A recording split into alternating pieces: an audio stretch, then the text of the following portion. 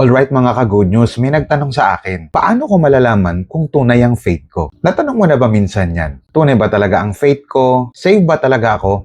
Or religious lang? Tara, pag-usapan natin yan. Una, ang tunay na pananampalataya ay nagtitiwala kay Jesus at hindi sa sarili. Mga ka-good news, ang tunay na faith, hindi lang paniniwala na totoo si Jesus. It's personal trust na siya lang ang pag-asa mo. Sabi sa Romans chapter 1 verse 17, ang matuwid ay mabubuhay sa pananampalataya. Hindi ito yung Lord, mabait naman ako kundi ito yung Lord, wala akong maipagmamalaki.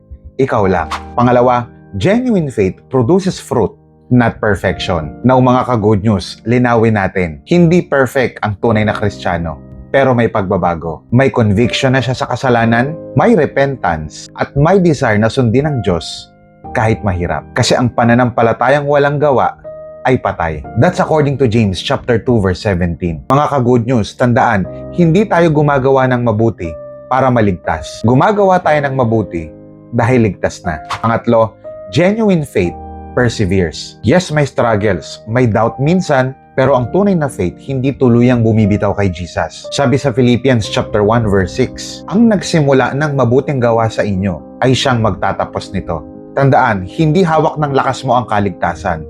Hawak ito ng Diyos. So the bottom line is this. Saving faith is not about how strong your faith is. It's about how strong your Savior is. Kaya kung ang tanong mo ngayon ay, Lord, tunay ba ang faith ko? That question itself may be the Holy Spirit at work. Lumapit ka kay Jesus. Hindi sa sarili mong gawa, kundi sa kanyang biyaya. Trust Christ, follow Christ, and remain in Christ. What's your thoughts? I-type mo sa comment section.